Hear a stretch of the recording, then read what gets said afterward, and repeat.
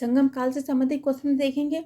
देखिए 8वीं शताब्दी में इरेनार अगपोरुल के भाष्य में तीनों संगमों का उल्लेख मिलता है। तो तीनों संगमों में कौन हो जाएंगे? चोल, चेर और पांड्य हो जाएंगे। और किस में मिलता है इसका उल्लेख? अशोक के सेकंड शिलालेख में मिलता है। और पांड्यों का उल्लेख सर्वप्रथम किस में मिलता है? तो मैग्नीज की इंडिका में मिलता है। तो देखिए पहला क्वेश्चन क्या कह रहा है कि संगम साहित्य में तोलकापियम एक ग्रंथ है। तो ये तोलकापियम कैसा ग्रंथ है? तो ये तमिल व्याकरण ग्रंथ है और इसके रचनाकार कौन है? तोलकापियर है। यहाँ पर माँ की जगह क्या हो जाएगा? रा लगा देंगे तो इसके लेखक हो जाएंगे, कौन हो जाएंगे? तोलकापियर इसके लेखक हैं। और ये किस शैली में है? तो ये सूत्र शैली में लिखा गया है। ये देखिए ग्रंथ में व्याकरण के साथ साथ इसमें क्या है? धर्म, अर्थ, काम और मोक्ष के की नियमावली भी दे रखी है इसमें।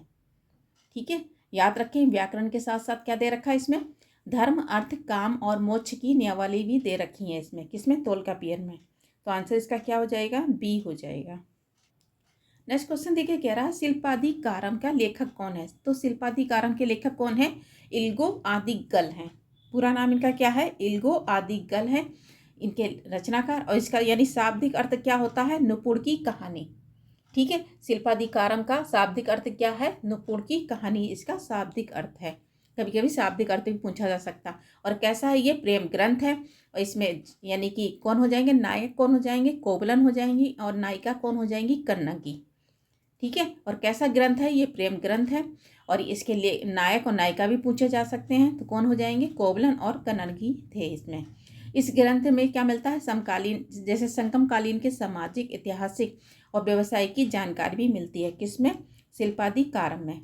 और इसके लेखक कौन है? इल्गो आदिगल है। इसका पूरा नाम क्या है? इल्गो आदिगल है। और इसका शाब्दिक अर्थ बताया था क्या है? नुपुर की कहानी है इसका। तो आंसर इसका क्या हो जाएगा?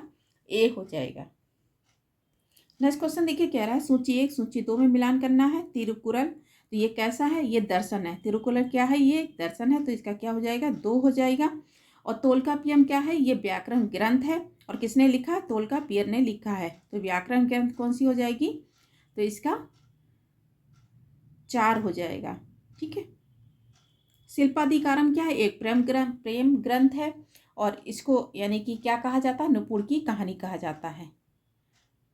ठीक है, तो इसका 1 हो जाएगा। मणि मेखले है। मणि मेखले को शाब्दिक अर्थ क्या हो जाता है? मणियों युक्त कंगन है। और मणि मेखले लिखा किसने है? शीतले सतनार ने लिखा है। और ये कैसा है? वणिक कथा है। तो वणिक कथा किसमें हो जाएगा? इसका 3 हो जाएगा। तो 24-13 देखिए किसमें मिल रहा है? तो 24-13 कौन सा हो जाएगा? तो आंसर इसका क्या हो जाएगा? डी हो जाएगा।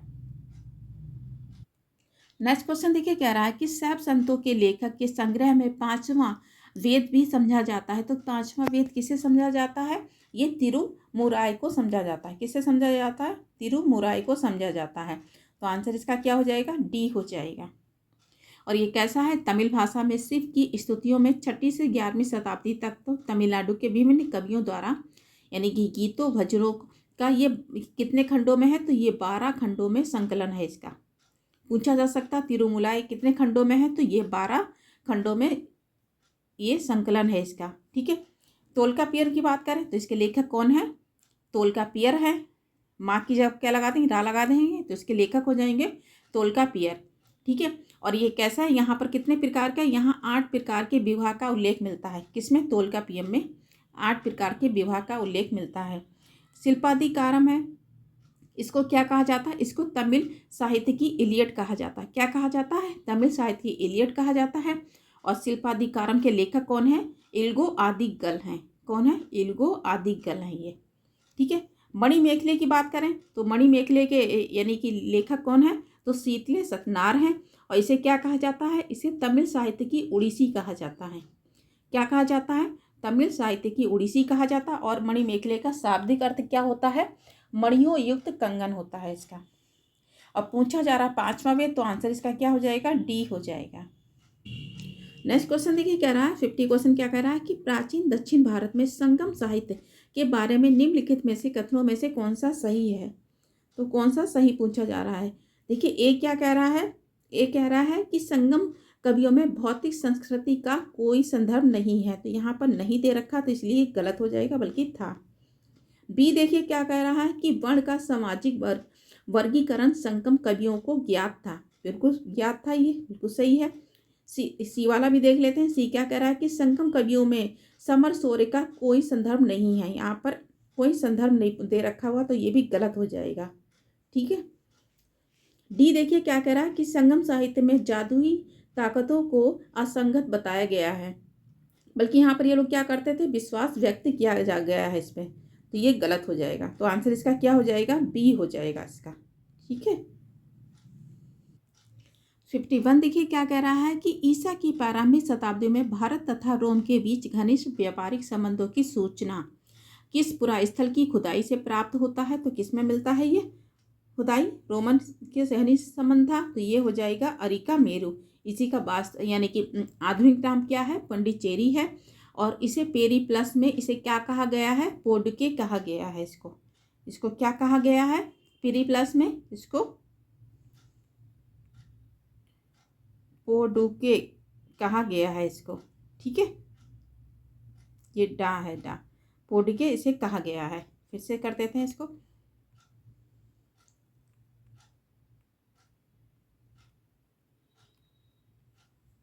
इसमें कहा गया, पेरीप्लस में कहा गया है। यहाँ पर रोमन बस्तियाँ मिली हैं, कहाँ, अरिकामेरू से। और यहाँ पर रोमन वस्तुएं भी प्राप्त हुई और रोमन सिक्के भी यहाँ से मिले हैं। मदुरै की बात करें तो देखिए, मदुरै मदुरै क्या पांडव की राजधानी थी ये, और इसका राज चिन्ह क्या था, मछली था। ताम्रलिप्ति बंदरगाह ये कैसा है, ये गुप्त काल का पूर्वी तट का बंदरगाह है। यहाँ पर फाइयान 2 वर्ष रुका था। तोड़ी की बात करें तो ये तोड़ी कैसा है, चेर यानी चेरों की राजधानी थी, और इसका राज चिन्ह क्या था, धनुष था। ठीक है, इसका राज चिन्ह क्या था, धनुष था। और पूछा जा रहा है कि यानी कि रोमन के बीच संबंध था व्यापारिक, तो कौन सा हो जाएगा, आंसर इसका डी हो जाएगा। 52 देखिए कह रहा है कि पूर्वी भारत में प्रमुख भारतीय रोमन व्यापारिक स्थान था। तो रोमन व्यापारिक स्थान कौन सा था, अरिकमेरू था ये। ठीक है, कौन सा था, अरिकमेरू था। और इसका आधुनिक नाम क्या है, आधुनिक नाम इसका पांडिचेरी है, यानी कि पुदुचेरी है इसका आधुनिक नाम। तो आंसर इसका क्या हो जाएगा, बी हो जाएगा। नेक्स्ट क्वेश्चन देखिए कह रहा है कि निम्नलिखित में से कौन सा बंदरगाह पोडुके, ठीक है, ये बहुत बार पूछा जा सकता है। तो कौन सा बंदरगाह पोडुके नाम से द पेरिप्लस ऑफ द इरेथियंस सी के लेखक को ज्ञात था। तो कौन सा हो जाएगा, ये अरिकामेरू हो जाएगा। ठीक है। ताम्रलिप्ति बंदरगाह हमने बताया तो गुप्त काल का ही ये बंदरगाह, पूर्वी तट का बंदरगाह। यहाँ पर फाइयान 2 वर्ष रुका था। कोरके की बात करें, कोरके है और सालियूर है, ये पांडवों के बंदरगाह थे। बारबेरिकम, तो बारबेरिकम कैसा है, ये सिंधु घाटी के मुहाने पर स्थित था। तो आंसर इसका क्या हो जाएगा, ए हो जाएगा। नेक्स्ट क्वेश्चन देखिए कह रहा है कि रोमन बस्ती कहाँ से प्राप्त हुई है। तो रोमन बस्ती कहाँ से प्राप्त हुई है, रोमन सिक्के भी मिले हैं। तो ये कहाँ से मिले हैं, ये अरिकामेरू से मिले हुए हैं। ठीक है। कालीबंगा है, कालीबंगा कहाँ पड़ता है, राजस्थान में पड़ता है। और रंगपुर कहाँ पड़ेगा, ये तो ये रंगपुर कहाँ पड़ता है, ये अहमदाबाद जिले में भादर नदी के किनारे हैं। और ये कैसे हैं, हड़प्पई स्थल हैं, कालीबंगा और रंगपुर। ठीक है, तो आंसर इसका क्या हो जाएगा, बी हो जाएगा। नेक्स्ट क्वेश्चन देखिए कह रहा है एम्फोरा जार होता है एक। तो एम्फोरा जार एक क्या होता था, ये लंबा तथा दोनों तरफ हत्तेदार को जार को कहा जाता था, एम्फोरा जार कहा जाता था। और इसका प्रयोग किसके लिए किया जाता है, इसका प्रयोग तेल और शराब के रखने के लिए किया जाता था। और ये कहाँ से मिले हैं, अरिकामेरू के उत्खनन में यहाँ पर मिले हैं, रोमन जार के अवशेष मिले हैं। तो आंसर इसका क्या हो जाएगा, बी हो जाएगा। ठीक है, आंसर क्या हो जाएगा, आंसर इसका बी हो जाएगा ये। नेक्स्ट क्वेश्चन देखिए कह रहा है कि निम्नलिखित राजवंशों में किसका उल्लेख संगम साहित्य में नहीं हुआ है। तो संगम साहित्य में किसका उल्लेख नहीं हुआ, तो ये कदम का नहीं हुआ है, चेर है, पांडे है, और कौन हो जाएंगे, चोल हो जाएंगे। ठीक है, चेर की बात करें, देखिए चेरों की हमने बताया था राजधानी क्या थी, वाजी और तोड़ी थी। और इनकी यानी कि राज चिन्ह क्या था, धनुष इनका राज चिन्ह था। चेर ने क्या यानी शुरुआत करी, तो इन्होंने पत्नी पूजा प्रारंभ कराई थी। पूछा जा सकता है पत्नी पूजा किसने संगम काल में प्रारंभ कराई थी, तो ये हो जाएंगे चेर लोग। ठीक है। चोल की बात करें तो चोल यानी कि इनका राज चिन्ह क्या है, बाघ और चीता है। और इनकी राजधानी क्या है, फुआर और या कावेरी पट्टनम इनकी राजधानी है। और चोल लोग किसके लिए जाने जाते हैं, चोल लोग ये सुंदर रथों के लिए जाने जाते हैं। पांडवों की बात करें, पांडे, तो पांडे की राजधानी क्या है, मदुरै। और पहले उससे पहले कौन सी थी? कोरकई थी इनकी राजधानी। इनका राज चिन्ह क्या था? मछली था इनका राज चिन्ह। ठीक है, और पूछा जा रहा है इनमें से कौन सा नहीं है, तो कौन सा हो जाएगा? आंसर इसका ए हो जाएगा। 57 देखिए, कह रहा है निम्नलिखित में से कौन सा एक तमिल देश के संगम युग का राजवंश नहीं था? तो कौन सा नहीं था? ये पल्लव नहीं था। ठीक है, चेर की हमने बताया था। चेर किसके लिए जाना है? देखिए, चेरों ने और क्या शुरुआत करी थी? चेरों ने गन्ने की खेती की शुरुआत की थी। ठीक है, चेर के ही एक राजा थे, कौन? इनका नाम क्या मिलता है? उदयन जेलर। क्या नाम है? उदयन जेलर ने ही जो महाभारत के समय जो योद्धा थे युद्ध में लड़ रहे थे उनको भोजन कराया था। ठीक है, किसने कराया था? ये उदयन जेलर ने कराया था। याद रखेंगे, इसलिए इनकी उपाधि कौन सी है? महाभोजन उदयन जेल की इनकी उपाधि भी है। तो इन्होंने महाभारत के समय यानी कुरुक्षेत्र के समय योद्धाओं को भोजन कराया था।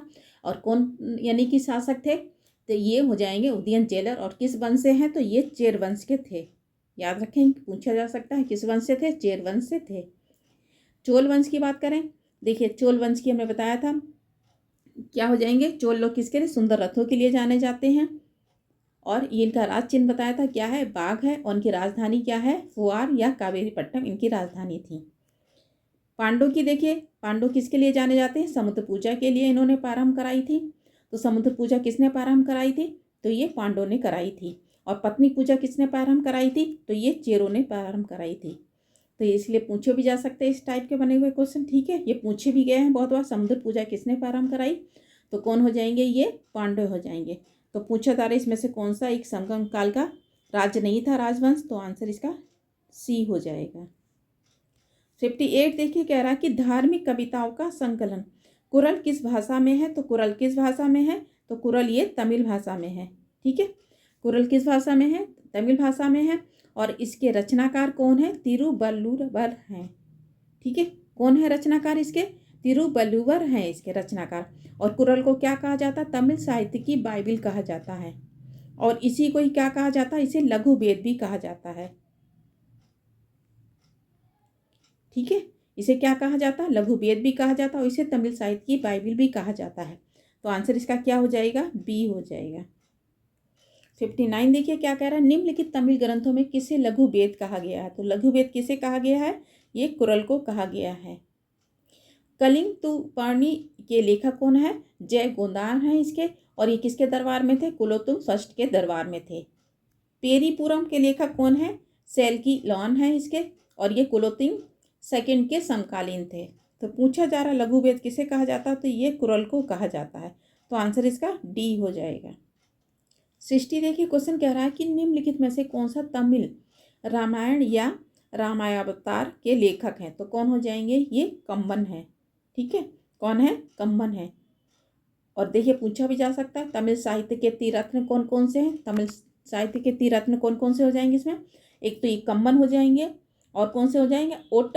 ओटकुट्टम हो जाएंगे। और तीसरे कौन हो जाएंगे? पुगलेदी हो जाएंगे। ठीक है, तो ये तीरत्न भी याद रखेंगे तमिल साहित्य के। कौन हो जाएंगे? कम्बन है और ओटकुट्टन है। और कौन हो जाएंगे? पुगलेदी हैं ये। और कन्नड़ साहित्य के तीरत्न कौन है? देखिए, कन्नड़ साहित्य और तमिल साहित्य अलग अलग हैं। कन्नड़ के कौन हो जाएंगे? पंप, पोन और रन हो जाएंगे। और तमिल के कौन है साहित्य के? ये कम्बन हो जाएंगे और ओटकुट्टन है। और कौन हो जाएंगे? पुगलेदी हैं। तो आंसर इसका क्या हो जाएगा? ए हो जाएगा। आज इतने क्वेश्चन रखते हैं। धन्यवाद।